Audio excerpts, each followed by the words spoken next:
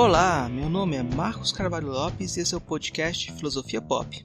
Esse é o nosso episódio número 111 e recebemos o filósofo Caio Souto para falar sobre conversações filosóficas. O Filosofia Pop é um podcast que aborda a filosofia como parte da cultura. A cada 15 dias, sempre às segundas-feiras, a gente vai continuar essa conversa com vocês. Intercalado com nossos episódios normais, de quando em quando, vamos apresentar episódios de entrevistas temáticas especiais. O podcast Filosofia Pop está presente em outros canais da internet. Você pode encontrar os episódios, mais textos e informações no site filosofiapop.com.br. Temos também um canal no YouTube, perfil no Twitter e página no Facebook. No Instagram, nosso perfil é podcast Filosofia Pop tudo junto. Você também pode mandar um e-mail para a gente no contato@filosofiapop.com.br. Continuamos com nossa campanha de financiamento coletivo no Catarse. A ideia é arcar com os custos de edição e hospedagem. Conseguindo um valor maior, podemos melhorar equipamentos e promover a transcrição de episódios. Para isso, assine o Catarse do Filosofia Pop em catarse.me/filosofia_pop. A contribuição mínima que pedimos é de R$5 mensais. Se você quer ajudar, mas não pode contribuir financeiramente, dê aquela força na divulgação dos programas, compartilhe nas redes sociais, faça comentários e continue esse diálogo. Vamos então para a nossa conversa sobre conversações filosóficas com Caio Souto.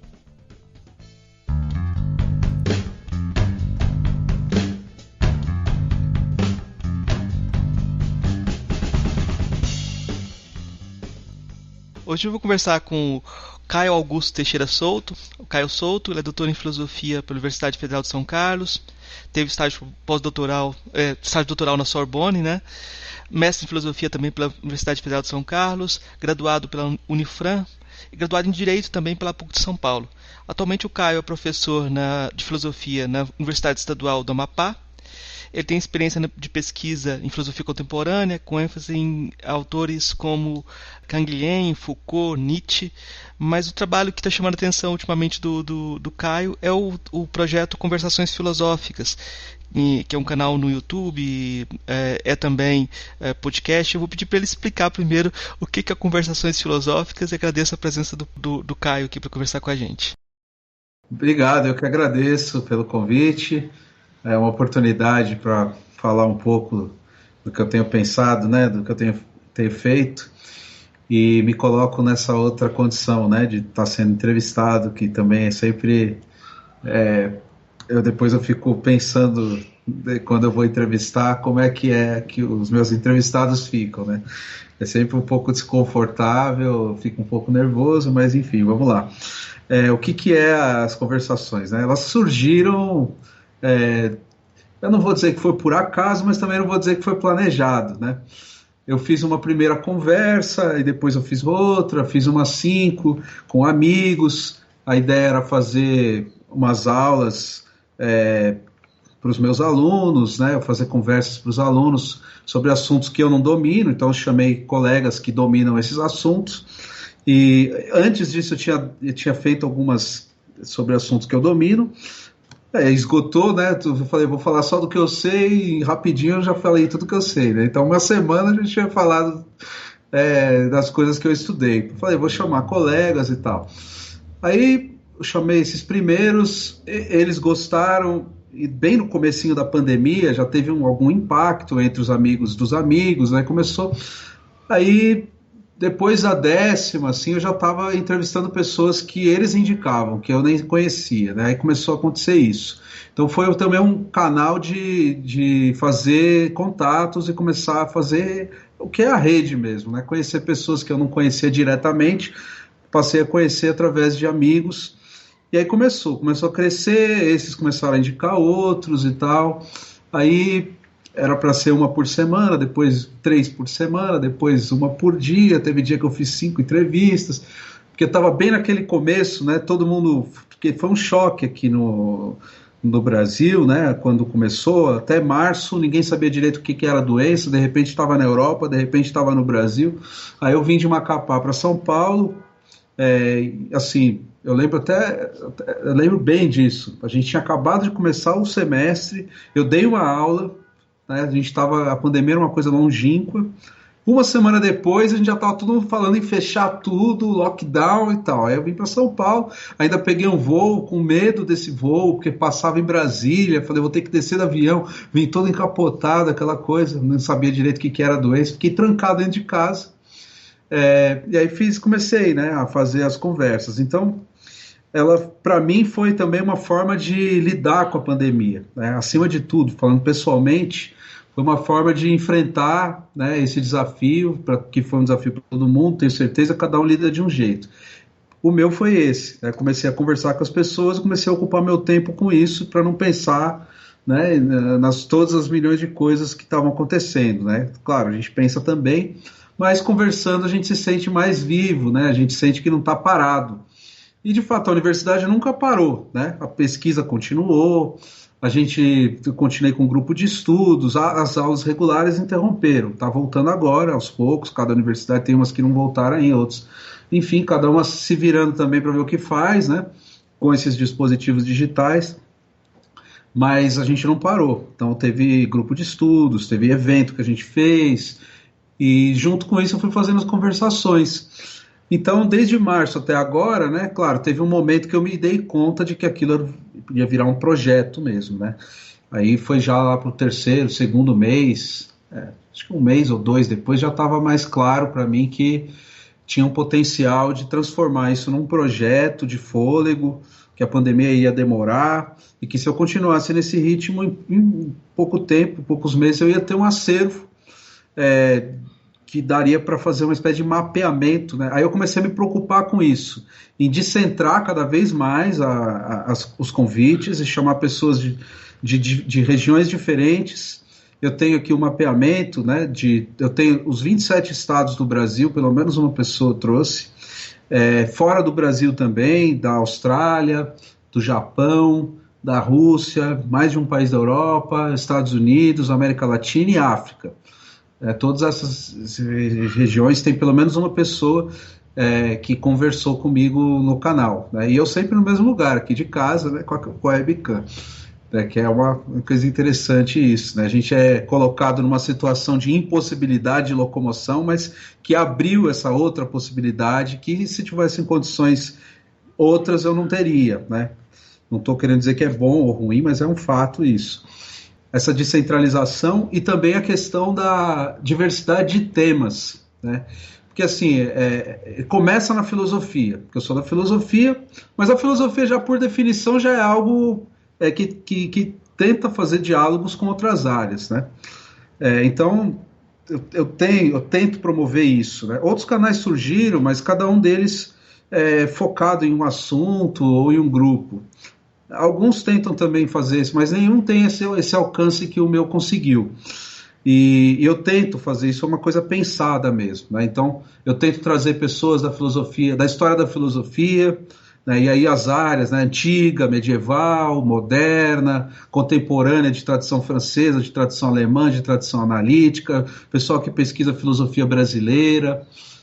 Aí, relação com as artes, eu trouxe músico, trouxe artistas, plásticos, pessoal da arquitetura, eu trouxe gente do cinema, da dança, poetas, com as artes, com as ciências, né? Trouxe gente das ciências naturais, da biologia, da física, da química, trouxe das ciências humanas, da história, da geografia, da sociologia, da antropologia, do pensamento ameríndio, do pensamento africano, né, de outras filosofias não ocidentais. Então isso tudo foi uma coisa que eu fui pensando mesmo, né? E aí quanto mais diferente, aí mais eu me empolgava, porque são assuntos que eu não conheço, também estou aprendendo, né? Aí chamo uma pessoa da filosofia africana, ela já me dá um contato de mais outras, né? Se gosta da entrevista, então aí com essa eu já consigo mais algumas outras. E aí essa ideia de rede também vai abrindo, né? E basicamente foi isso o projeto, né? Tá no meio ainda, não sei para onde ele vai. E agora que a gente está encerrando o ano, né? Tem mais 2 meses para terminar o ano.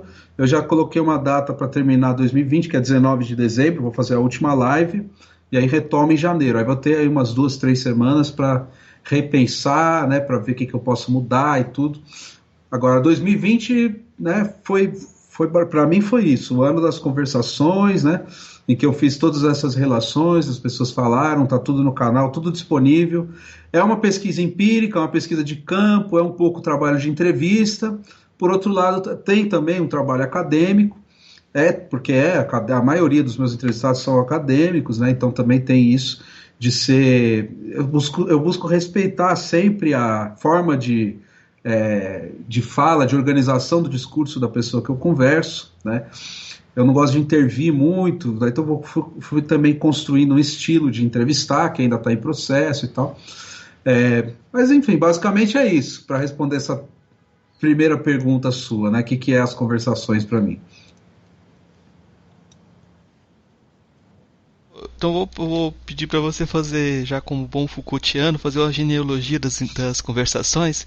Você já fez várias entrevistas antes por escrito, né? Já era uma prática sua de procurar esse tipo de diálogo com outros autores e tal. Queria que você fizesse uma genealogia aí misturada com sua história, sua trajetória, de como isso se encaixa na sua formação também. Foi bem lembrado isso que você falou.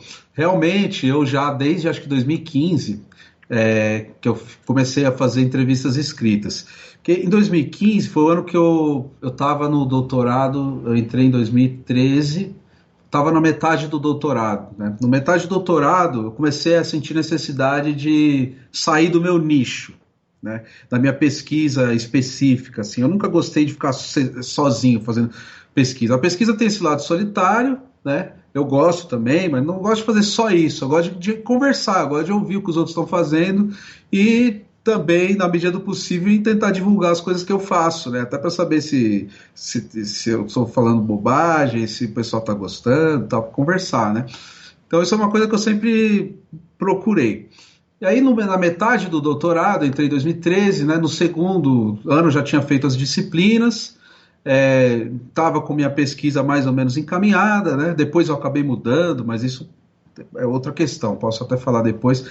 Mas aí, nesse momento, o que aconteceu é que lá onde eu estudava, na UFSCar, Federal de São Carlos, eles só tinham uma revista, dessas revistas que tem de divulgação e tal, eles tinham uma revista só, e essa revista que eles tinham era uma revista conjugada com a UFPR, que é uma revista muito bem conceituada, que chama Dois Pontos. Ela tem 2 números por ano, cada número, quem organiza é ou o pessoal da UFSCar e depois intercala com o pessoal da UFPR. E eu assumi a representação discente, né, com mais um colega, e a gente teve a ideia de retomar um projeto que já tinha lá na universidade, de alunos fazerem uma outra revista, uma revista só da UFSCar, e que os alunos pudessem tocar junto com os professores. E aí esse projeto já existia, mas ele não foi para frente. Então eu e esse meu amigo, que é o Rubens, que era doutorando também, acabou de se formar, fez uma tese sobre Fernando Pessoa, entrevistei ele também, muito interessante, aliás, o trabalho dele, mas a gente resolveu levar à frente a revista. E chamamos mais um, que é o Fernando, e nós 3 começamos a fazer as articulações dos professores para compor a comissão editorial, fizemos os convites dos primeiros autores que iam participar do primeiro número, e aí falei, vamos fazer um negócio diferente, né, porque tem tanta revista, vamos fazer uma que tenha uma cara, tenha algum diferencial. Então vamos fazer assim, a gente põe os artigos e sempre faz uma entrevista. Coloca uma entrevista na revista, né? Coloca os artigos, uma entrevista, se der para chamar alguém para escrever um poema também, coloca um poema ou uma tradução, para não ficar só aquela coisa dos artigos, né? E deu certo. A primeira a gente entrevistou a Jane Marie Gaeban, que é professora da PUC e da Unicamp. A segunda o Vladimir Safati. Na terceira o Paulo Margutti. Aí daí na quarta eu entrevistei o Francis Wolff, que é um professor emérito da École Normale lá em Paris, que deu aula no Brasil, em São Paulo. Aí eu fiz a entrevista em francês, traduzi para português e publiquei. Então essas 4 entrevistas que eu fiz, né? Essa quarta eu fiz sozinho, as outras 3 com os meus colegas. Lá que eu comecei a pegar o gosto, né, pela entrevista. Mas tudo surgiu por causa da revista e a ideia de fazer uma coisa diferente.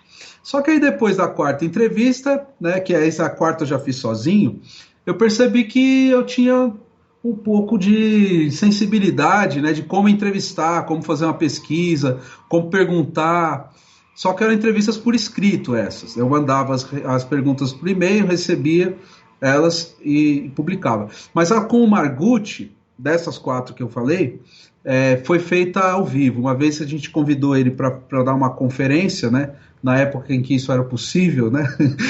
As pessoas se deslocarem para eventos, e ele foi até São Carlos, né? Ele mora em Minas, e deu uma conferência belíssima. O Margucci, para quem não sabe, ele é um professor já aposentado, né? É um senhor, e que agora, no fim da carreira, ele começou a escrever uma história da filosofia do Brasil, já está indo para o 3º volume, e na época ele tinha publicado o 1º volume, que saiu em 2013, né? A entrevista foi feita acho que em 2015 ou 2016. Esse 1º volume desse livro estava começando a circular, e ele deu essa conferência, a gente convidou, e depois a gente aproveitou. Eu falei com ele: professor, você não gostaria de dar uma entrevista para a gente na revista? Ah, pode vir aqui no hotel. A gente foi lá, levei o celular, a gente gravou a entrevista, depois eu transcrevi e publicamos. Então foi já uma experiência de entrevista oral, né, transcrita depois para publicar na revista. Aí depois com o Francis Wolff, e aí depois teve esse lapso, né, de alguns anos, uns 2 anos, até agora retomar com as conversações, né. E esse ano publiquei uma entrevista por escrito também com o Michel Lovy, que ele tem dupla nacionalidade, ele é brasileiro e francês, está morando na França, né, numa edição da N-1, essa editora de São Paulo, que fez um dossiê belíssimo, a Pandemia Crítica chama, né, que eles publicavam todos os dias, durante quase 4 meses, algum texto de algum autor sobre a pandemia. E eu publiquei essa entrevista que eu fiz com o Fernando, que já tinha feito algumas antes com ele, né? A gente fez as perguntas junto, mandou para o professor, ele respondeu. Essa foi por escrito desse ano de 2020. Então, para responder sua pergunta aí, foi esse minha trajetória, né? Mas teve um lapso também, não foi pensado, né? Eu tive essas entrevistas escritas por causa da revista e tal, mas aí eu até tinha um projeto de entrevistar mais gente e tal, mas eu interrompi esse projeto, fui terminar a tese, depois concurso e tal, e agora a pandemia me permitiu retomar, só que de uma outra forma, né? Agora para o YouTube, que eu até acho mais interessante, porque pode atrair mais gente e é imediato. Eu faço a entrevista no mesmo dia, já posso colocar no canal. Por escrito na revista leva mais tempo, né? Às vezes meses, às vezes ano para sair a entrevista e tal.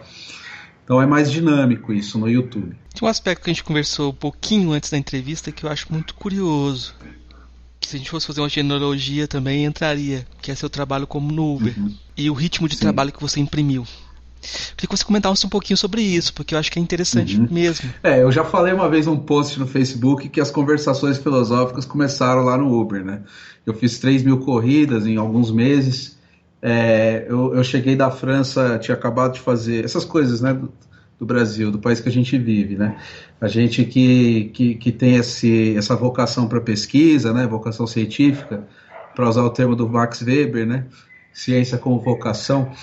A gente sabe que é isso que a gente quer fazer, né? E a gente faz mesmo com todas as dificuldades. E não foram poucas, né? Tem gente que passa mais dificuldade ainda do que eu, mas eu também passei algumas. Eu tinha voltado da França com bolsa. Antes desse estágio na França eu tinha dado aula como professor substituto, 2 anos. Então eu tinha um salário, a bolsa supriu depois o salário, né? Por mais 4, 5 meses. E aí de repente eu voltei ao Brasil sem a bolsa, sem o trabalho e com uma tese para terminar. Aí o que eu fui fazer? Eu fui dirigir Uber, porque eu estava desesperado, porque acabou meu dinheiro na França, e aí eu acabei gastando mais do que eu tinha. Voltei para o Brasil precisando, endividado, né? E precisando de um dinheiro. E aí o que eu ia fazer, né? Falei, bom, vou alugar um carro, né? Que é uma coisa que nessa coisa de imediato, já para amanhã, alugo o carro, em 3 dias já estou na rua. Em 3 dias eu estava na rua. Cheguei aqui, sei lá, acho que, não lembro a data exatamente, mas foi acho que em setembro de 2017. Em setembro de 2017 já estava dirigindo Uber, sem saber nada de Uber, não conhecia o métier, né? Nunca tinha dirigido profissionalmente. Eu gostava de dirigir, mas nunca tinha dirigido assim. Bom, aí peguei o celular, instalei o aplicativo, levei acho que umas 2 semanas para conseguir me adaptar, para descobrir os melhores horários. No começo eu trabalhava de tarde, levava marmita, ficava no sol, dirigindo no trânsito, né? Não tava quase pagando para trabalhar, porque o aluguel é caro, você não pode ser assaltado, você não pode bater o carro. Uma vez bateram no meu carro, eu tive que pagar. Acontece também, né? Então, tem milhões de coisas que podem, além das multas, né? Que você está dirigindo mais, tomei umas 2 multas, aí depois você vai aprendendo, né? Passa um mês, mais ou menos, você toma essas daí, aí você começa a aprender os horários, né? O melhor horário é sair de casa às 5 horas da manhã, dirigir até às 9, voltar para casa, dar uma cochilada para voltar a trabalhar umas 3, e daí até de noite, né? Essa é minha rotina. E aí começou a virar dinheiro, né? Depois do segundo, terceiro mês, aí eu comecei a ganhar dinheiro. Só que você tem que trabalhar demais, porque isso começa a te incomodar. Você está em casa sem fazer nada, né? Descansando ou dormindo, você já começa aquele... Não sei se vocês assistiram, se você assistiu o Taxi Driver do Scorsese. Eu me chamava Uber Driver, né? Para fazer uma brincadeira. Mas tem uma cena lá que ele está dirigindo e daí tem o taxímetro que chama, né? O negócio que vai, conforme o tempo vai passando, vai aumentando o dinheiro, né?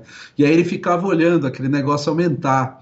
Então é mais ou menos essa a vida de um motorista de Uber, né? Precarizado no mundo neoliberal. O tempo dele, ele começa a medir conforme o número de corridas e o dinheirinho que ele vai vendo aumentar, né? Então você vê uma hora passar, você tem que ter ganho R$ 15. Se você não ganhou R$ 15 em uma hora, você já está perdendo dinheiro, né? Então isso começa a mexer com a cabeça, né?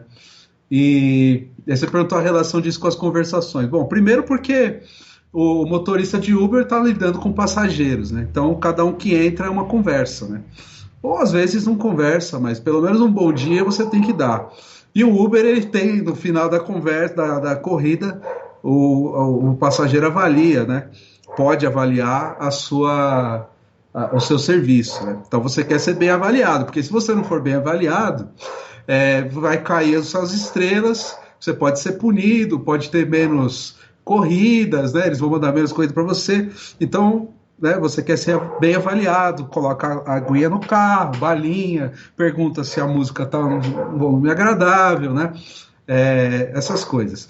E aí começa a puxar uma conversa, né? Até para passar o tempo, porque depois de 2, 3 horas dirigindo, alguma coisa você tem que conversar.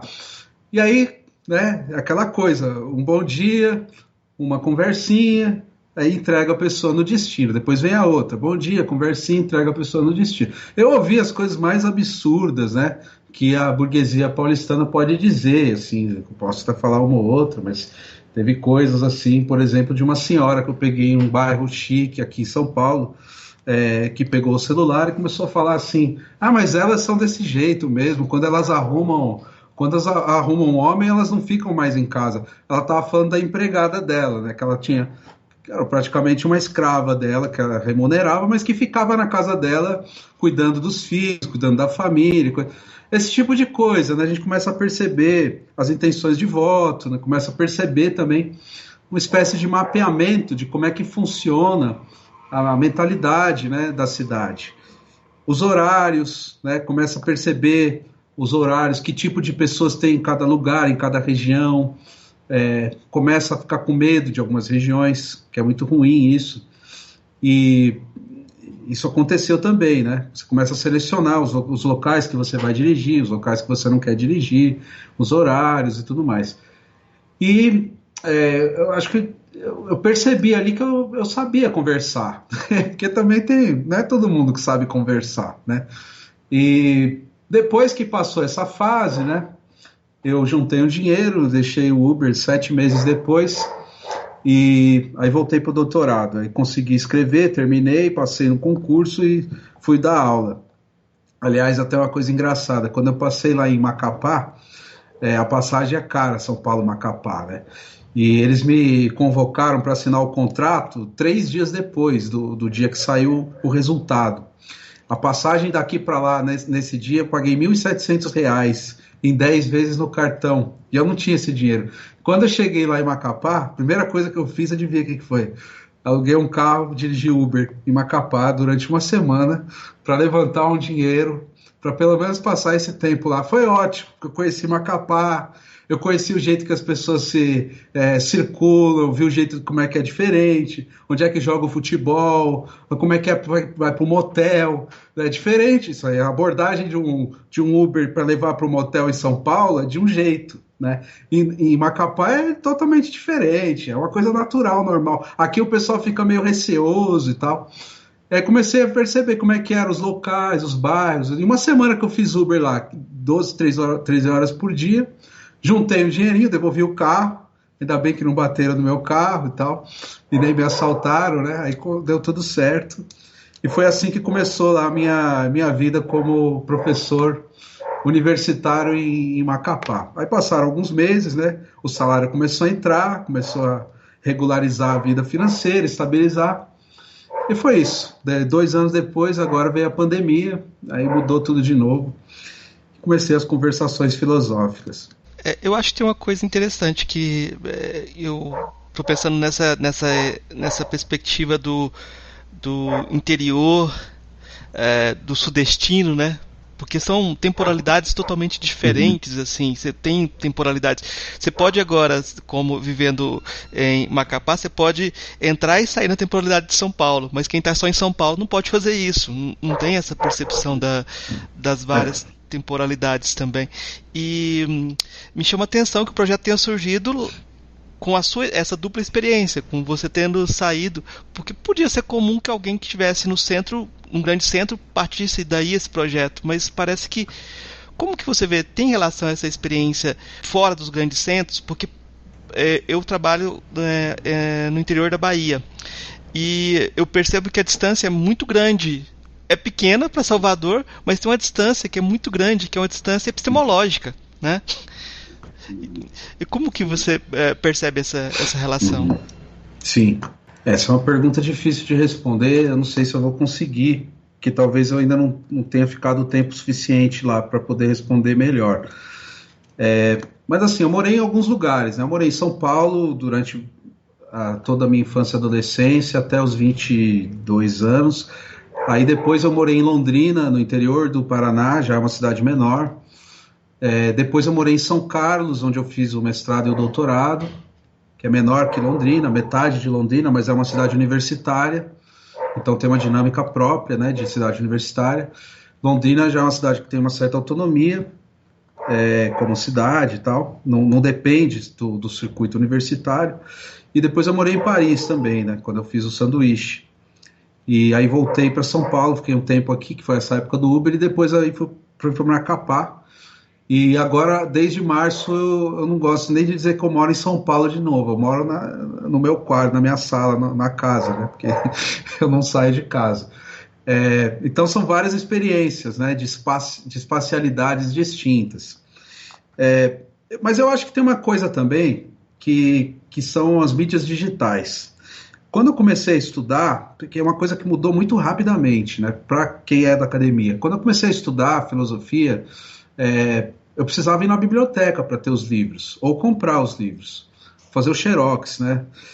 Hoje em dia, de 15 anos para cá, se eu quero fazer uma pesquisa, eu abro aqui o Google, né, e eu encontro os livros, os textos, os artigos, numa velocidade instantânea. Eu compro o e-book, está na minha mão, eu compro agora e já está aqui na minha mão para ler, né?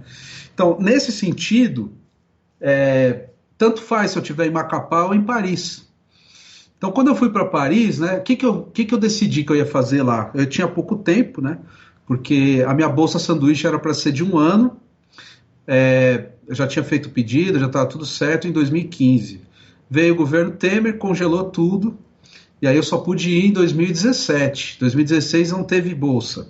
A gente achou até que não ia mais, né? Aí eles juntaram 16 e 17 e soltaram tudo junto. E aí, lá na universidade, a gente teve que dividir as bolsas de 12 meses em 3 de 4 meses, né? Então, eu fiquei 5 meses fora, mas 1 mês foi com o meu dinheiro. Então, a bolsa era para 4 meses. E aí eu falei, bom, o que eu vou fazer aqui em Paris em 4 meses, né? Eu não vou ficar pegando os livros que eu posso encontrar ou comprar, lá no Brasil. Então fui fazer pesquisa de arquivo, né? Eu estudei um autor no doutorado, que é o Canguilhem, que é ainda pouco estudado no Brasil. Tem alguns estudos, mas não tanto quanto outros, como o Deleuze, o Foucault, né? Que são da mesma geração, ou do mesmo século que ele, né?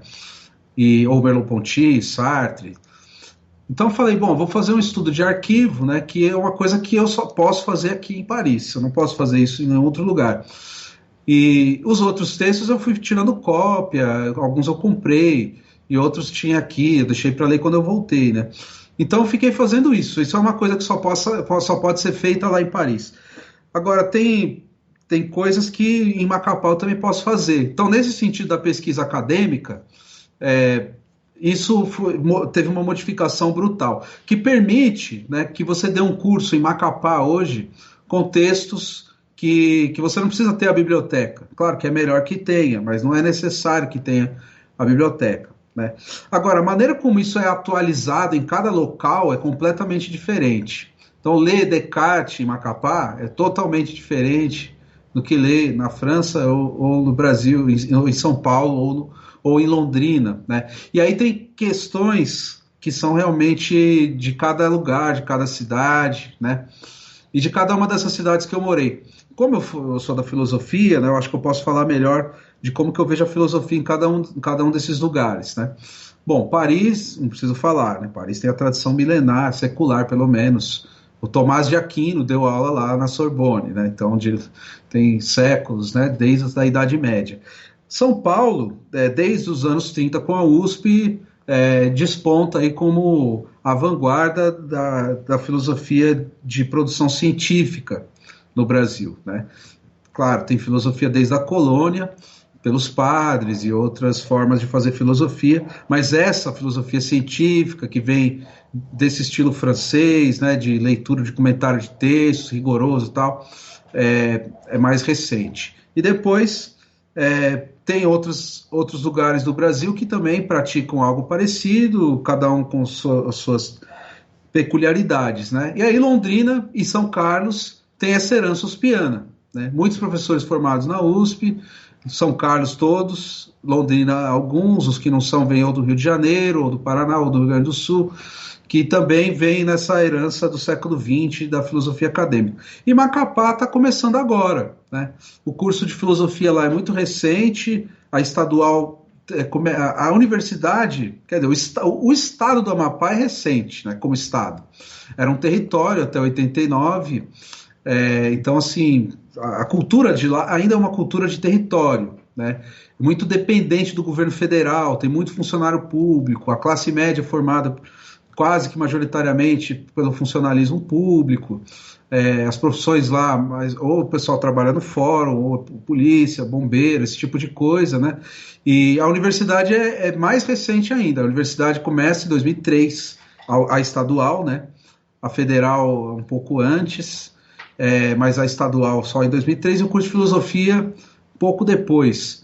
Então, assim, né, é um curso bem pequeno, está começando agora, a biblioteca é muito precária, mas os professores têm muita vontade de fazer, né, os alunos também sentem que eles estão num pioneirismo, né, estão fazendo algo inédito para o Estado, e têm uma vontade de querer estudar filosofia e tal. Então é isso que eu, né, dessa cidade, que é a minha experiência pessoal dos lugares que eu passei, com relação à filosofia, é isso que eu tenho para dizer, né? Mas eu sou paulista, então eu sou formado aqui nessa tradição também. Então eu sempre vou acabar falando de uma perspectiva que é essa, né?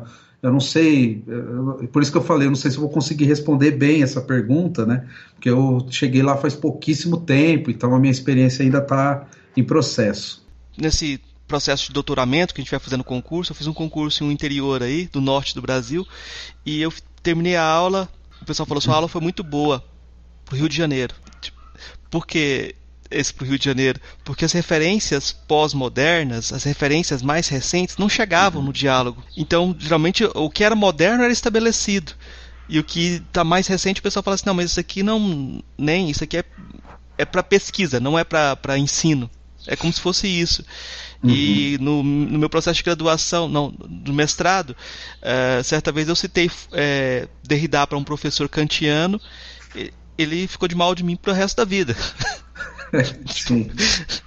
Uhum. Você percebe tem essa dificuldade também? Como é que você percebe essa questão de bibliográfica também, curricular? Certo. Bom, mas aí eu não vou responder com relação ao Amapá. Aí eu vou responder mais com relação às conversas que eu tenho feito e a minha experiência de já estar aí com quase 400 entrevistas e fora as coisas que eu já li e tenho lido do que é a filosofia brasileira contemporânea, né? Eu percebo assim, existe um problema geopolítico na história das ideias, né? Que é a relação da produção das ideias com o lugar de onde elas emanam, né?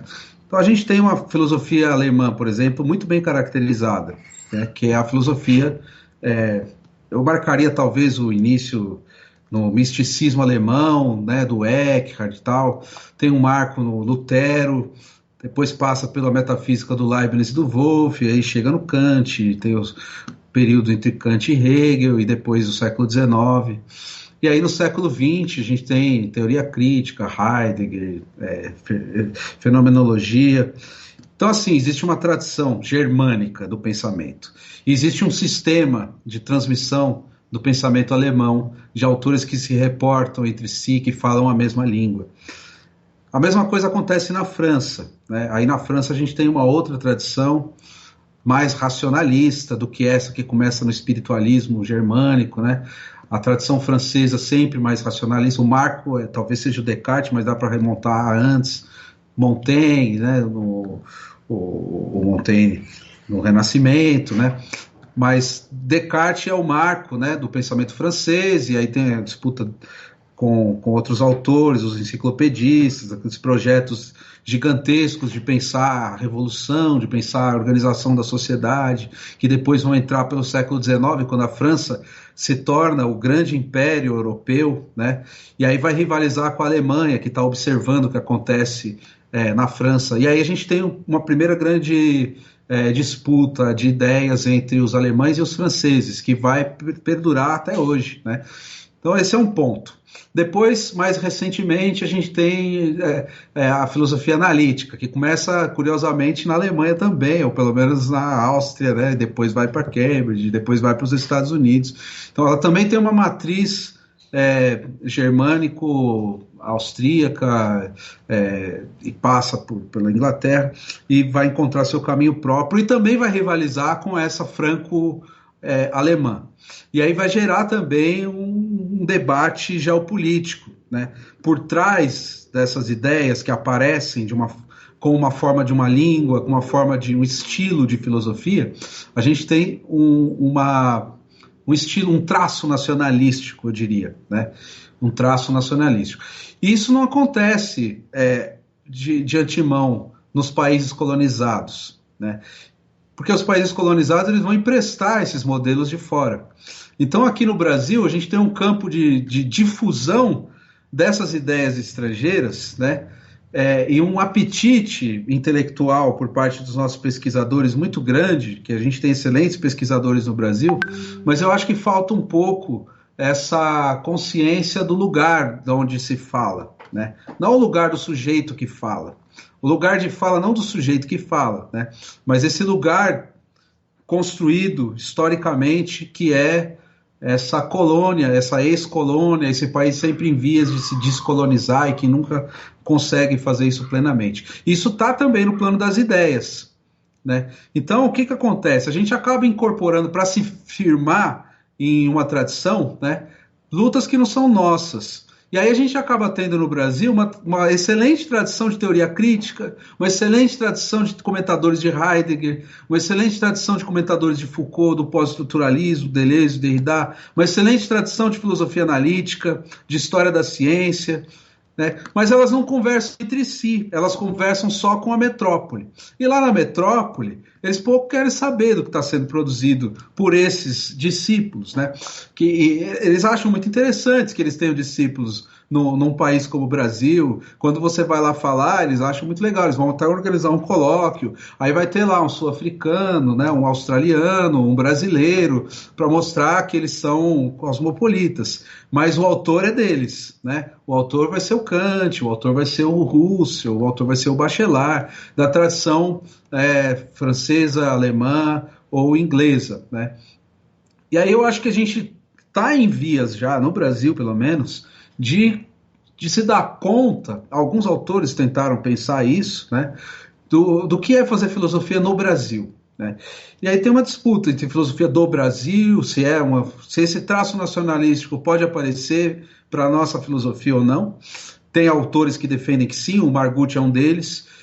Na esteira tem uma tradição disso também, né? Só que é uma tradição sempre interrompida, que começa talvez no Silvio Romero, que é o primeiro a falar. Até entrevistei um rapaz que estuda isso, o Júlio Miranda, tem uma tese, defendeu na USP, sobre a tradição da filosofia brasileira no século XIX. E aí ele pega o Silvio Romero, que tem o livro Filosofia do Brasil, e ele já aponta esse problema. Qual é o problema? Não existe sistema, não existe tradição em que um autor reporte ao anterior e trate as mesmas questões, ainda que para criticar o que veio antes, e reformular e recolocar o problema.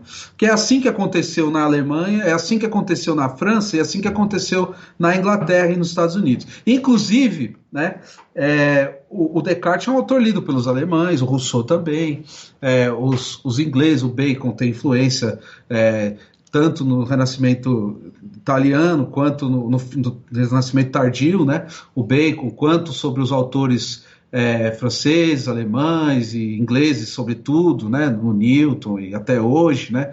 Então, assim, esses autores europeus, eles se reconhecem entre si enquanto filósofos, ainda que de tradições opostas ou distintas, né? Eles se traduzem, eles se criticam, eles remontam a si e tal. E tem também uma matriz comum que eles reconhecem lá na Grécia, passando pela Idade Média também. Isso não acontece no Brasil, né? Então, para mim, o ponto é esse. Aí, a grande questão, né, me parece que é como começar, de onde começar o pensamento da filosofia brasileira. E aí isso é um problema também, porque se a gente quiser substituir esse começo por um outro começo mítico imaginário, que seria nosso, como eu vejo sendo feito também, seja por aqueles que buscam, agora eu vou falar uma coisa que vão querer me matar, mas seja por aqueles que buscam reconstituir essa origem no pensamento africano ou ameríndio, né? Seja nos que buscam no pensamento decolonial, a gente, para mim, está sempre ainda às voltas do mesmo problema, porque a forma de colocar isso ainda é uma forma europeia, me parece. Essa busca por origem é um problema do pensamento europeu. Eu não sei se para um pensador indígena esse seja um problema, né? Para um filósofo brasileiro que leu Heidegger, aí é um problema. Ele vai querer substituir os gregos, talvez pelo pensamento indígena, ou talvez pelo pensamento africano. Agora, será que esse é um problema que de fato vai desconstruir essa colonialidade, ou vai contribuir ainda mais para o exotismo, né, que é segundo o qual eles nos veem? Então, esse para mim é um problema filosófico fundamental da nossa geração, aqui no Brasil, e talvez da filosofia de um modo geral até. Porque a Europa também já se deu conta de que esses traços nacionalísticos já não são suficientes para pensar. Você já não tem mais um grande expoente do pensamento francês, ou do pensamento alemão, ou do pensamento americano. O mundo já, depois do século XXI, agora é um mundo completamente diferente. Os grandes filósofos, esses que são lidos, que são comentados e tudo, já não são mais, né, como os do XIX, que tinham o idealismo alemão, ou do XX, com o pós-estruturalismo francês. Isso já não existe mais, eu acho, né? Então, tem uma tradição que eles construíram, que eles vão sempre se reportar a essa tradição, mas o mundo cresceu muito, né? Eu daria para dizer assim, né? A geopolítica se complexificou enormemente. A gente tem polos de filosofia de altíssima qualidade no Brasil, na Índia, na China, no Japão. E esses países também já não faz muito sentido mais falar em Oriente e Ocidente, né? O Japão se ocidentalizou, a China está passando por um processo. Então, eu acho que a gente está num período muito difícil, né, de colocar exatamente esse problema, né? E para mim esse é o grande ponto, mas eu ainda não estou em vias de poder formular isso de maneira sistemática, né? Eu preciso continuar com as conversações, eu preciso ouvir mais e depois eu preciso fazer um exercício de reflexão profundo para tentar, ou eu ou alguma outra pessoa também, claro, colocar melhor esse problema. Você falou uma coisa que eu já me chamou atenção, que você falou nossa geração. Eu pensei, olha, nós geralmente somos da mesma geração. Eu tô chegando agora aos 40 e já tem uma dobra, né? Porque eu não sou da geração que tá vindo aí. Nossos alunos, tipo, já são outro caminho. A gente vê o fenômeno, por exemplo, do Marcelo Marques, o Aldino, que trabalha com filosofia no YouTube, com outra pegada e outra construção, né? Eu queria te perguntar sobre isso, questão de geração. Sim. Como é que você percebe a abertura das gerações da filosofia para esse diálogo com o YouTube? Quando eu comecei o podcast, eu já tinha em vista o seguinte, que eu teria que procurar jovens doutores, pessoas que estavam começando a carreira para poder conversar com elas, porque os que são estabelecidos não iam querer começar o jogo, né? Como é que você vivenciou isso? Bom, eu acho que eu tive alguma sorte, porque eu peguei bem o comecinho da pandemia, e aí eu peguei todo o pessoal meio assim, desprevenido, né? E aí eu comecei a fazer os convites e o pessoal... Porque se fosse antes da pandemia, eu acho que você tem razão, ninguém ia querer fazer. E agora já tem muitos outros canais, né? Então cada grupo já fez o seu e tal. O meu e mais um outro aqui e ali, que são esses que tentaram fazer esse projeto mais amplo, né, do YouTube. Mas aí tem algumas características que eu procuro respeitar. Eu acho que você tem razão sobre essa nova geração, que já não é mais a nossa. Eu acho que eles têm que fazer isso mesmo que eles estão fazendo, trazer outras linguagens, falar igual o Aldino faz, tem o Chavoso da USP também, né, que é o das ciências sociais. Eu gosto muito dos dois, eu acho que eles são muito legais do jeito que eles fazem, mas a minha proposta é totalmente diferente. Minha proposta é trazer para o YouTube um modo de fazer filosofia que talvez já não vá mais existir daqui a pouco, né? E isso vai ficar registrado também, né? Essa nova geração vai existir, ela já existe. Aquela que veio antes do YouTube também, que escrevia, às vezes tem uma transmissão por televisão, uma entrevista em algum programa, ou uma transmissão radiofônica que a gente tem contato, né? Essa anterior à era do YouTube, e tem essa, que então para mim só é um marco, né, isso que está acontecendo, de uma coisa que já não vai mais existir daqui a pouco, né? Então, assim, eu percebo que isso que eu estou fazendo, e alguns outros canais também estão fazendo, é algo que é como tentar pegar ali a última expressão de uma forma de fazer filosofia que está se transformando, né? E registrar isso, porque são professores que muitos deles fizeram a primeira live no meu canal, que nunca tinham feito isso, nunca tinham aparecido no YouTube, nunca tinham se imaginado fazendo esse tipo de coisa e aceitaram dar a entrevista, né? E vai ficar, a entrevista vai ficar lá. E aí eu sempre tento, na conversa que eu tenho, né, falar uma linguagem que é a linguagem, né, que é exigida pelas coisas que vão ser comentadas ali. Então, se é para falar da pesquisa do doutorado da pessoa, eu quero que ela fale como se ela estivesse falando para um professor que perguntou numa banca ou logo depois da banca. Pode ser do bar também, mas logo depois da banca. Aquela conversa, a pessoa falando dos conceitos que ela pesquisou, né, da forma que ela se sente à vontade para falar. Eu não gosto de intervir, que nem eu falei, também não gosto de forçar, né, uma linguagem mais simplificada e tal. Eu gosto de fala do jeito que você, né, tenta explicar esse conceito aí que você desenvolveu, que você leu, que você estudou. Pode falar, as pessoas vão entender. Se elas não quiserem assistir, elas não vão assistir, vão procurar outro vídeo, tudo bem. Eu também nunca procurei, né, uma grande audiência, ou fazer coisas para cortes. Eu também não gosto de cortar o vídeo. Eu não gosto daqueles cortes acelerado, a pessoa vai falando, coloca uma intervenção, parece que vai... Não, Eu sei que tem vídeos que são assim também, não tenho nada contra, mas não é a minha proposta. Minha proposta era outra, né? E acho que esse acervo está realmente sendo constituído, né? De uma espécie de apreensão desse período, né? Que tem a ver com a pandemia também, que marca a nossa experiência, né?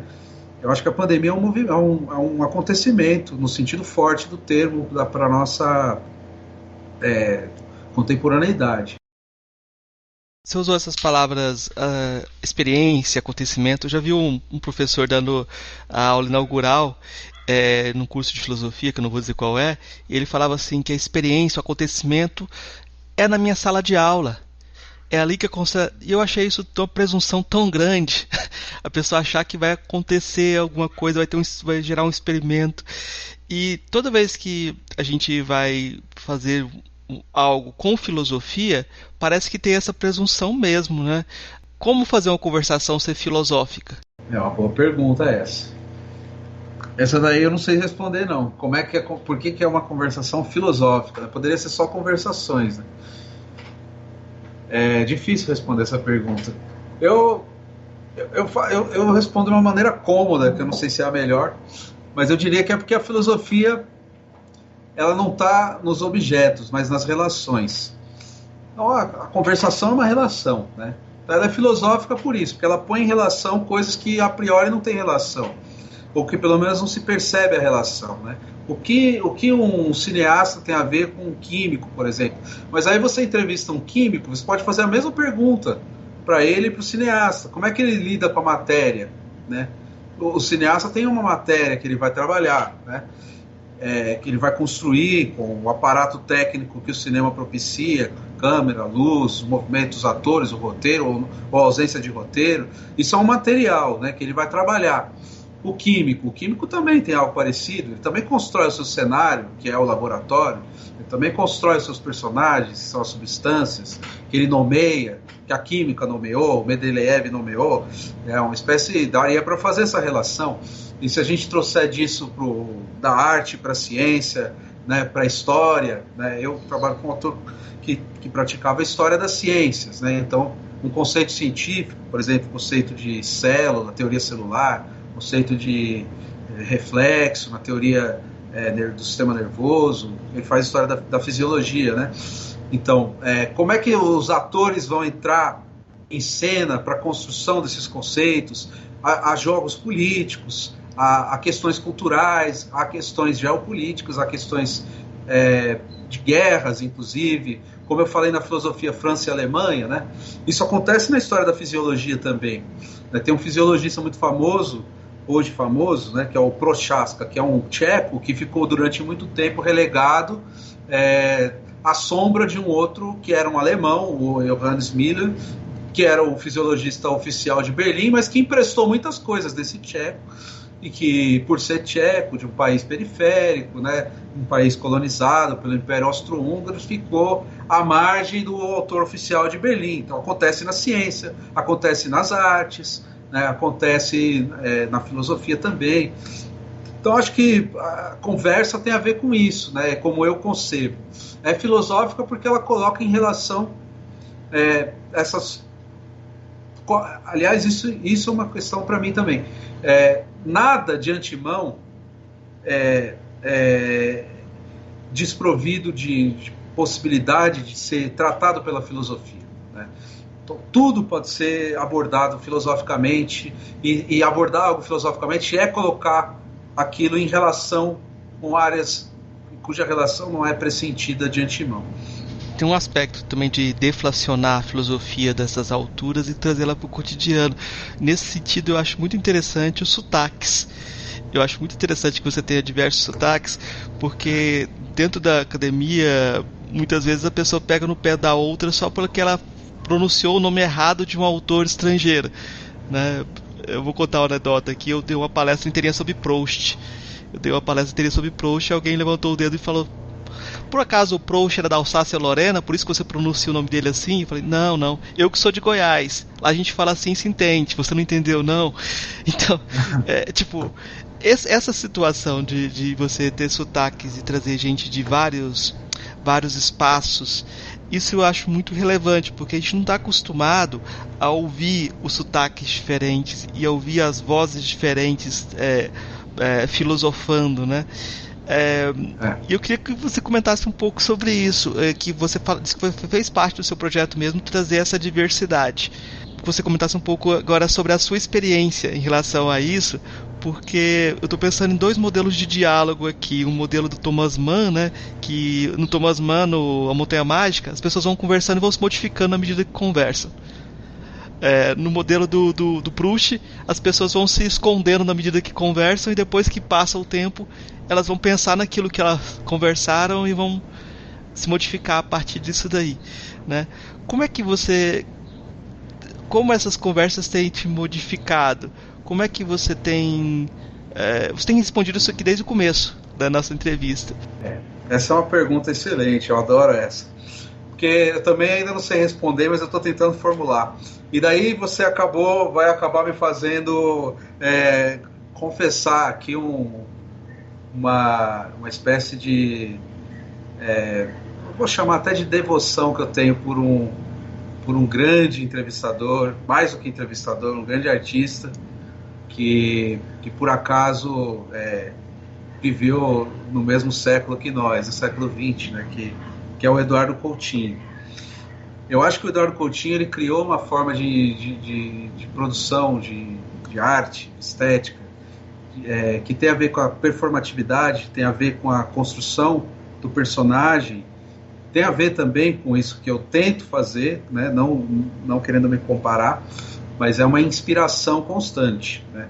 É uma inspiração tamanha que eu acabo me vendo, enquanto entrevistador, como mais um personagem de um cenário constituído, ainda que pelas webcams, tem uma precariedade nisso também, que eu acho interessante, né? E aí não são só os sotaques que se modificam, ou não são só os cenários que se modificam, mas também a qualidade da câmera, a qualidade do microfone, a qualidade da transmissão da imagem, né? Tudo isso, cada conversa que eu faço é um pouco diferente, assim como quando o Coutinho entrava nos apartamentos de um mesmo edifício, né? O mundo de cada um daqueles que ele adentrava configurava aquele espaço, aquele cubículo, de uma maneira completamente distinta, né? Por exemplo, no edifício Master. E essa questão para mim é fundamental. E o Coutinho, ele não é um entrevistador, né? O Coutinho, ele é um personagem dentro de um jogo criado pelo cinema, por essa experiência incrível que é o cinema. Eu acho que a gente tem à disposição outra experiência incrível, que não é o cinema, né? Mas que também não é a televisão, também não é a vida real, né? Porque real, para mim, da ordem do mito. Eu não sei o que é o real, eu não coloco esse problema lá. Nem o real, nem a realidade, né? Eu até entendo que os psicanalistas possam dizer, mas ainda assim, eu penso que esse real, né? Eu prefiro pensar ele em termos estritamente estéticos, né? E também a natureza, eu penso isso. Então, essa criação de uma outra natureza, que é essa do espaço cênico, ou do espaço da conversa pelo YouTube, da entrevista, né? Ela cria esse personagem que é esse jogo entre aquele que vai perguntar e aquele que vai responder, né? Então, nesse sentido, quando isso está acontecendo, eu estou me transformando também nessa escuta, né? E por que eu falei da psicanálise? Porque, para mim, o que eu faço não é nem psicanálise, nem história oral, nem ciência de entrevista. Eu não estou colhendo material para uma pesquisa empírica que depois eu vou transformar numa pesquisa sociológica, né? Mas também não é exatamente o cinema. Então é uma coisa diferente, é uma coisa nova isso que está acontecendo, né? E tem uma afecção sobre a minha vida e também sobre a vida das pessoas que participam desse jogo e das pessoas que participam tanto por entrarem, né, participarem ativamente como personagens, quanto todas as que estão acompanhando as conversações, né? Porque isso, de certo modo, está criando também uma ideia de uma comunidade filosófica de pesquisa, né, de pesquisadores acadêmicos brasileiros, né, que estão se vendo, que estão se ouvindo, que estão descobrindo que tem coisas em comum, coisas divergentes e tal. e que poderiam ter feito isso antes de mim, né? Isso também tem acontecido. Pessoas estão se perguntando, mas por que esse pessoal estuda a mesma coisa que eu não conhecia, né? Então tem uma questão aí também. E como você falou do que eu fazia antes já, eu sempre pesquisei muito antes de fazer minhas conversas e tal, né? E é uma coisa que eu admiro. Às vezes eu entrevisto pessoas que eu percebo que também fazem isso. Mas não é todo mundo que faz isso. Tem muita gente que fica... também não é exatamente um defeito, né? Mas tem essa característica também. Pessoas que ficam mais reclusas. E aí eu acho que por eu trazer para o YouTube, né? Isso também afeta, produz uma modificação, né, não sei de qual dimensão, na vida dessas pessoas, né? Agora, você falou de Thomas Mann e Proust, ou Proust, né, para falar da questão do sotaque, eu achei interessante também. Na França, meu nome é Keio Suto, né? Na França eu sou Keio Suto. Aqui no Brasil podem me chamar de Caio Souto mesmo, né? Eu não sei por que eu tenho que falar Descartes, Kant, não sei o quê. Eu acho isso engraçado. Tem pessoas que, né, estudaram alemão do berço, mas eu fico pensando, se o cara ele fala alemão fluente, mas ele é francês, ele vai falar Heidegger, ele não vai falar do jeito... Se ele estiver na Alemanha... Então acho que aí tem uma questão também do respeito ao interlocutor, né? Mais do que ao autor, ao interlocutor. Para quem eu estou falando, né? Então eu tenho que falar de uma forma que seja confortável a quem vai ouvir, né? Se o mais confortável é falar Descartes mesmo, todo mundo ali vai saber, é daquele jeito que todo mundo fala, então é assim que eu acho que fica melhor, né? Se para as pessoas é outra pronúncia, então assim, eu não nesse ponto eu acabo ficando em cima do muro. Eu não acho que tem que falar nem brasileirando tudo e nem tentando imitar sempre o estrangeiro, né? Aí eu fico mais caso a caso. Depende do lugar, depende do interlocutor, né? Depende do que é confortável. Vai do jogo também, a questão da pronúncia dos nomes estrangeiros, né? Agora, do sotaque, como eu falei, né, não é só o sotaque que muda, também e o sotaque também, né? É interessante porque eu não sou linguista, né, não sei dessas coisas, mas enfim, tem milhões de pequenas variações nos sotaques, né? Dirigindo Uber eu percebia também, o sotaque da periferia de São Paulo é diferente do sotaque da zona da Avenida Paulista, né? Diferente da Moca. A Moca fala diferente, a Moca fala de um jeito mais italianado. Se eu tô na periferia, os caras falam diferente, entendeu? Aí isso em São Paulo. Se eu tô no Rio de Janeiro, também tem milhões de sotaques na cidade. Tem o tijucano, tem da Lagoa, tem o da Zona Sul, da Zona Norte, né? Numa mesma cidade. E aí o Nordeste, 9 estados, cada um com seus sotaques e diferenças regionais entre si. O Norte, né? Belém é diferente de Manaus, que é diferente de Macapá, que é diferente do interior de Macapá. Então, acho que eu gosto do termo microdialetos, né? Que é mais deleuziano, que é essa questão, essa evasão que, às vezes, eu me comunicando com você, a gente pode encontrar aqui certos códigos, certas coisas que só eu e você vão entender, e isso começa a derivar até numa gíria, numa palavra que tem um sentido só pra gente, e aí começa a criar uma forma de entonação daquela palavra, né? Você já vai entender de uma forma diferente, e aí vai variar de bairro para bairro, de rua para rua, de interlocução para interlocução, né? Eu acho que isso é muito rico também. E, enfim, isso vale para tudo, vale para a maneira também como se recebe um filósofo e assim por diante. Vou te fazer uma pergunta, eu acho que é a última para a gente fechar essa parte geral sobre conversações, que é sobre o lugar da conversa na filosofia. Alguns filósofos não gostam de conversar, falavam, não vou para conversar, não estou disponível para conversar com ninguém, porque achavam que a conversação não produz nada de interessante. Outros falavam que a própria filosofia é conversação. E aí, você fica em cima do muro? Qual que é a sua posição em relação a essa descrição do lugar da conversação? Uhum. Aí eu acho que a gente é conduzido à questão da definição de linguagem, me parece, né? Porque a linguagem Filosofia, para mim, é a relação entre linguagem e filosofia que tem a ver com isso. E daí, como é que a gente vai compreender essa linguagem? Se a gente for buscar uma espécie de universal de linguagem e uma espécie de ideal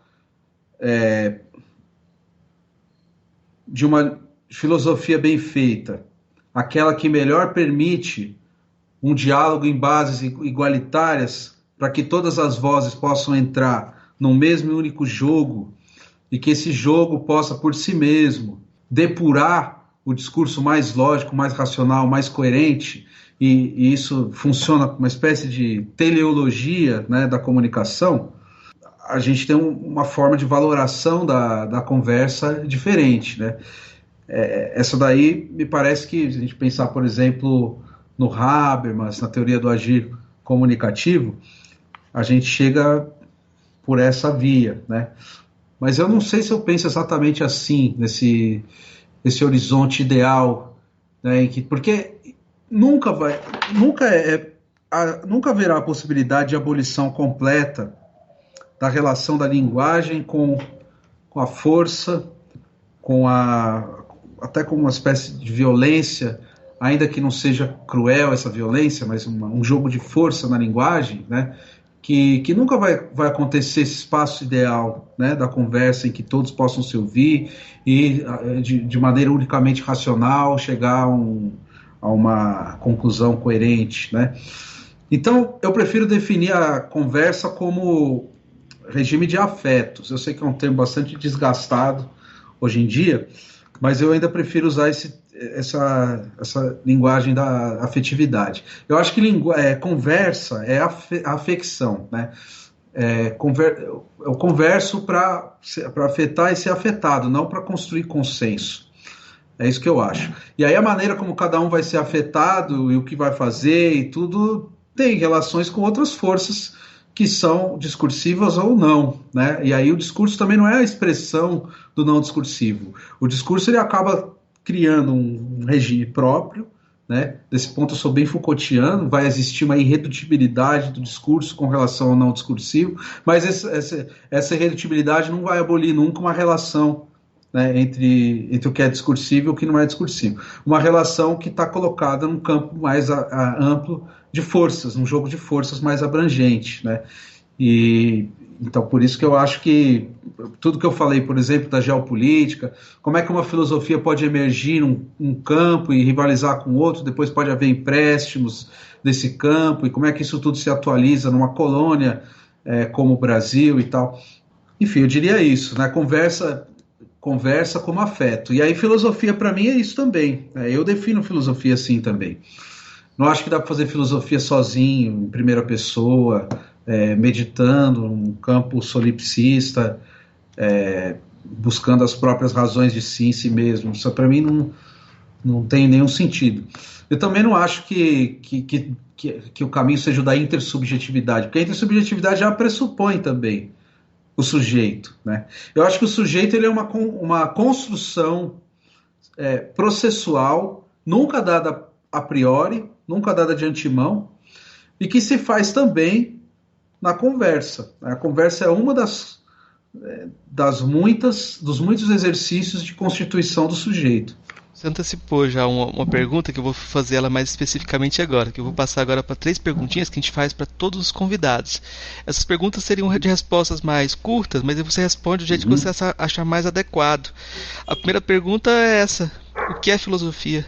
Bom, filosofia para mim é o pensamento, a procura do exterior, né, da exterioridade. Qual filósofa ou filósofo que mais lhe impressionou daqueles que você conheceu pessoalmente? Uma das pessoas que eu entrevistei que eu achei bastante interessantes, um pensamento bem original, foi o Renato Nogueira, do Rio.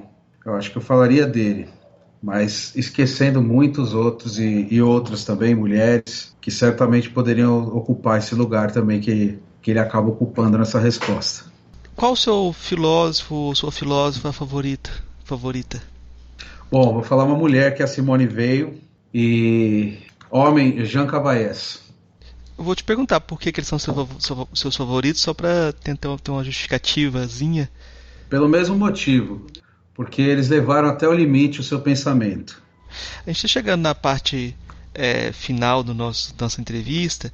Aí eu queria pedir indicações para os nossos ouvintes, indicações de o que você quiser indicar, de música, filme, leitura, o que você quiser indicar para os ouvintes. Bom, o que eu vou indicar de filme é não assistir o Netflix. Brincadeira. É porque eu não gosto de série. Bom, eu acho que de cinema. De cinema, eu acho que tinha que ler o Deleuze. O Deleuze é um repositório que vai até os anos 80 só, né? Mas pegar aquele livro, o Cinema 1 e o Cinema 2, e fazer uma listinha de filme por filme que o Deleuze cita, hoje em dia tá fácil. Tá tudo na internet, a maioria. E assistir todos aqueles milhares de filmes que ele cita, aquilo lá é uma experiência de cinema. E ele cita alguns brasileiros também, incrível, né? Eu acho que esse já é um exercício aí para uns 2 anos assistindo filme todo dia. Leva uns 2 anos para ver tudo de cinema, né? De música, eu vou sempre responder com base em algum filósofo para guiar. Eu acho que de música tem 2 filósofos que eu considero grandes na música. O Adorno, que todo mundo sabe, mas o Deleuze também. Eu acho que o Deleuze tem reflexões sobre música formidáveis. Tem uma tese do Silvio Ferraz sobre música, chama Música e Repetição, que é sobre Deleuze, né? Que o Silvio Ferraz é músico, que é muito impressionante essa tese, né? Fala de ruído, fala de som, pensamento musical, né? Muito, muito interessante. E o Adorno também, na Filosofia da Nova Música, os textos, que é um texto talvez mais introdutório, mas também comentando outros músicos, mais da metade do que ele escreveu é sobre música, né? Eu acho que sobre música esses 2 filósofos são muito importantes. Mas os próprios músicos, eu gosto muito de música brasileira, de música Naná Vasconcelos, né? Música instrumental, música percutida, como é que fala? Não esqueci a palavra aqui. Percussiva. Percussiva, isso, música percussiva. Eu toco meu violão, né? Meu repertório para violão. Aí o violão tem uma história no Brasil, né? Tem o choro, tem Villa-Lobos, depois tem milhões de outros violonistas mais populares que tem uma tradição, né? Então vai chegar no samba, vai chegar em Egberto, passa por Baden Powell, Paulinho Nogueira, Dilermando Reis, Rafael Rabelo, o Yamandu mais recente, no violão, que é o meu instrumento, né? Mas enfim, tem outros instrumentos também que são interessantes, né? A música. Não sei mais, de cinema, não sei o que mais que eu poderia dizer aqui. Livro. Uhum. Literatura é se perder na biblioteca, né? Entrar na biblioteca sem saber o que vai ler e pegar o primeiro livro que aparecer, aí daquele livro pular para o outro, procurar os clássicos, que todo mundo sabe quais são os clássicos, ler um clássico, ler um contemporâneo, ler um livro ruim para saber comparar também o que é ruim e o que é bom. Vai quebrando a cara, eu acho que tem que ler tudo. Isso é uma coisa que eu aprendi com a tradição do Bachelard, do Foucault. Leia tudo, caiu na mão, lê tudo. Não fica lendo só o que mandaram, não, lê tudo mesmo. Tudo que aparecer na frente, leia blog, leia post de Facebook, leia livro de filosofia sério, livro de filosofia ruim. Eu acho que tem que ler de tudo. Ótimo. Eu vou colocar como indicação aqui um autor que você citou aqui, eu até procurei para indicar, o Eduardo Coutinho, né? Eu acho que depois da nossa conversa aqui, eu acho que vou indicar para o ouvinte o Jogo de Cena, que eu acho interessante para ilustrar um pouco o que a gente está falando aqui, mas eu acho que aí você pode viajar dentro da filmografia do Eduardo Coutinho. Eu não sei agora quem era o diretor, mas o antigo programa Ensaio da TV Cultura, o Fernando Faro, né? Que aí você vai ter um repertório enorme de música, muito interessante, mas também um jeito de entrevistar em que você desaparece no jogo da entrevista, que eu acho também que tem alguma coisa ali muito bacana também, né? Eu acho que tem uma história ali por trás, que é a história da MPB, mas tem uma história das entrevistas que ele conseguia fazer, do Fernando Faro conseguia fazer desse jeito, em que ele não aparecia, só aparecia o entrevistado, né? A indicação geral é o programa, é o canal Conversações Filosóficas. Eu não vou indicar um episódio, não vou indicar nada específico, porque a produção é contínua. Eu acho que aí você vai ter que seguir o conselho do Caio e entrar nessa biblioteca e tentar escolher o que lhe calhar, e na sequência aí, que tem muita coisa para você ver e muita coisa para se aproximar. Só um detalhe, Caio. Quais os canais? Ela está no YouTube, está em podcast? Como é que é? O forte é o YouTube, onde está tudo. O podcast, alguns eu transformei no Spotify também e nos outros podcasts, né? Mas aí bem menos, acho que deve ter uns 30 episódios só em podcast. No YouTube são mais de 370 já. E eu fiz o site. Também é legal de divulgar o site, caiosouto.com. Todo o acervo tá lá. Lá eu fiz bonitinho, com as etiquetas, né, as tags, para pesquisar por tema, né? Então você coloca lá, não sei, cinema. Aí vai ter lá todos os que a palavra cinema aparece e remete ao vídeo no YouTube, né? Mas aí no site está bem organizado, porque dá para assistir pelo próprio site, né? Porque eu coloco o vídeo, ele empresta do YouTube, dá para assistir direto no site. Então, o site eu acho que é o que está melhor. E lá também tem uma seção com os meus textos, tem uma seção com umas videoaulas que eu fiz. No site tem tudo. Meu contato também. A gente vai fechando nossa entrevista. Eu queria agradecer ao Caio pela disponibilidade, pelo trabalho que ele está fazendo, porque eu acho que é uma coisa muito importante que a filosofia saia da academia e se veja também, né? E eu acho que esse acervo que ele está fazendo, eu acho que é o que aconteceu de mais relevante nesses últimos tempos da filosofia, justamente por esse trabalho dele de não buscar audiência, mas buscar um certo caminho de investigação, um caminho de conversação, e a audiência vai se construindo, vai criando um nós que ouve, que não é bem um nós, porque senão a gente vai falar de uma comunidade muito fechada. Tem gente que ouve um episódio, volta para outro.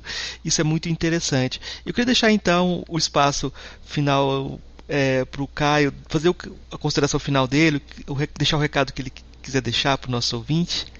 Primeiro, agradecer mais uma vez pela oportunidade aí de falar e tal. E eu vou tomar uma última fala sua como minha fala final também, que é quando você diz que não precisa se preocupar com ideias pré-concebidas do que seja um trabalho bem sucedido, que tem sucesso, que tem bastante gente assistindo. Eu acho que a gente tem que acreditar, né, no que a gente, na nossa vocação, né? E aí cada um tem a sua, cada um vai buscar e se você fizer isso com dedicação, né, e sem descanso, né, levando a sério aquilo que você está fazendo, com certeza você vai deixar alguma coisa para outras pessoas que também estão nessa busca, né? Se essa busca sua for realmente crescer os inscritos e ter outro, aí também você vai encontrar esse tipo de gente também que tem. Então eu acho isso que eu teria para dizer, né? As pessoas que estão querendo encontrar realmente aquilo que tem consistência, né? Aquilo que realmente vai produzir bons encontros, vai ajudar outras pessoas que estão no mesmo caminho, devem acreditar mais, né? Porque as adversidades são muitas e tudo é contra, mas fazer o contrário disso é aceitar a derrota para essas coisas que estão aí tentando fazer com que a gente pare, né, de levar a sério o que a gente sabe que tem que ser feito. Beleza? Obrigado, só tenho a agradecer e essa que é a minha palavra final. Ótimo, Caio, obrigado. Ei, gostou do nosso episódio? Apoia a gente lá no Catarse, é só R$5 por mês, o preço de um cafezinho. Ajuda a gente a continuar divulgando a filosofia no Brasil. catarse.me/filosofia_pop.